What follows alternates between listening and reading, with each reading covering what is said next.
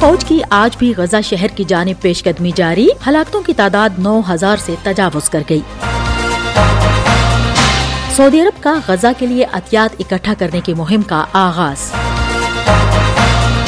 بنگلہ دیش میں چھٹے روز بھی فیکٹری کارکنوں کا احتجاج جاری، پولیس کا آنسو گیس کا استعمال۔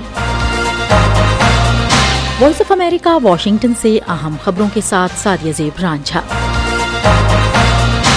اسرائیلی فوج نے جمعرات کو بھی غزہ شہر کی جانب پیش قدمی جاری رکھی اور اس دوران فلسطینیوں کی اموات 9000 سے تجاوز کر گئی ہے۔ کئی ہفتوں سے جاری اس شدید لڑائی کا کوئی اختتام نظر نہ آنے پر امریکی اور عرب ثالثوں نے حماس کے زیر اقتدار علاقے پر اسرائیل کے محاصرے کو نرم کرنے کی کوششیں تیز کر دی ہیں اور شہریوں کی مدد کے لیے مختصر وقفے کی جنگ بندی کی اپیل کی ہے۔ صدر جو بائیڈن نے ایک روز قبل انسانی ہمدردی کی بنیاد پر جنگ میں مختصر وقفے کی تجویز پیش کی تھی۔ اسی دوران وہ عرب ملک جو امریکہ کے اتحادی ہیں اور اسرائیل کے ساتھ اچھے تعلقات رکھتے ہیں، اس بڑھتی ہوئی لڑائی پر بے چینی کا اظہار کر رہے ہیں۔ اردن نے اسرائیل سے اپنے سفیر کو واپس بلا لیا اور اسرائیل کے ایلچی سے کہا کہ وہ اس وقت تک ملک سے باہر رہیں جب تک کہ جنگ اور اس کی وجہ سے ہونے والی عام شہریوں کی تباہی ختم نہ ہو جائے۔ ہم وائس آف امریکہ واشنگٹن سے آپ سے مخاطب ہیں۔ سعودی عرب نے کہا ہے کہ وہ غزہ کے لیے عطیات اکٹھا کرنے کی مہم کا آغاز کر رہا ہے۔ یہ اقدام ایسے وقت میں سامنے آیا ہے جب سعودی عرب فلسطینی کاز کی حمایت کے درمیان توازن قائم کرنے کی کوشش بھی کر رہا ہے۔ سعودی حکومت نے غزہ میں شہریوں پر حملے کی مذمت کرتے ہوئے بارہا بیانات جاری کیے ہیں، لیکن سعودی عوام کی جانب سے کوئی رد عمل سامنے نہیں آیا۔ انسانی حقوق کی عالمی تنظیم ہیومن رائٹس واچ نے کہا ہے کہ مالی میں اسلامی مسلح گروپوں اور مالی کے فوجیوں نے اپریل سے ستمبر کے درمیان کم از کم 175 شہریوں کو ہلاک کیا، جن میں بڑی تعداد بچوں کی تھی۔ انسانی حقوق کی تنظیم نے رپورٹ میں کہا کہ القاعدہ سے منسلک support group for Islam and Muslims 2 حملوں میں کم از کم 135 شہریوں کی ہلاکت کا ذمہ دار تھا۔ HRW نے 7 ستمبر کو مالی کے دریائے نائجر پر ٹمبکٹو فیری پر ہونے والے قتل عام کے لیے GSIM کے جنگجوؤں کا نام لیا، جس میں تنظیم کی جانب سے جمع کیے گئے عینی شاہدین کے مطابق کم از کم 120 افراد ہلاک ہوئے۔ رپورٹ میں کہا گیا ہے کہ مالی کے فوجیوں اور روسی کرائے کے فوجی واگنر گروپ کے جنگجوؤں نے اپریل اور ستمبر کے درمیان 3 کارروائیوں میں 40 شہریوں کو ہلاک کیا۔ 2022 میں مالی سے فرانسیسی افواج کے انخلاء کے بعد باماکو کے ہنتا رہنماؤں نے واگنر کے ساتھ شراکت داری قائم کی۔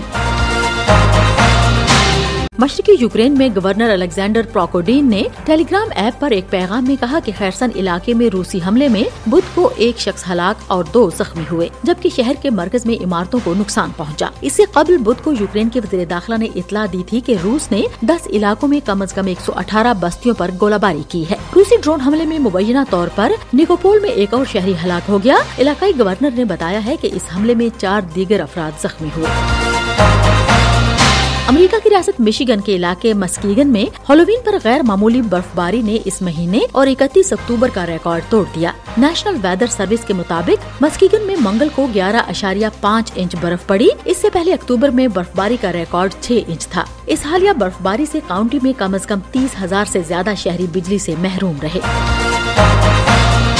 اور بنگلہ دیش کے دارالحکومت میں جمعرات کو پولیس نے گارمنٹس فیکٹری کے 1000 سے زائد کارکنوں کو منتشر کرنے کے لیے آنسو گیس کا استعمال کیا۔ کارکن بہتر اجرت کے مطالبے کے لیے مسلسل چھٹے روز سے احتجاج کر رہے ہیں۔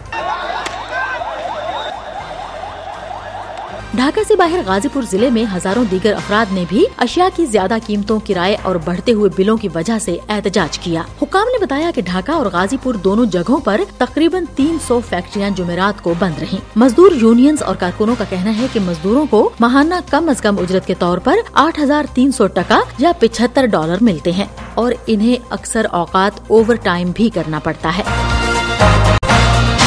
اس کے ساتھ ہی اہم خبروں کا یہ بلٹن اب ختم ہوتا ہے۔ سعدیہ زیب رانجھا اور ایڈیٹر ندیم یعقوب کو اجازت دیجیے۔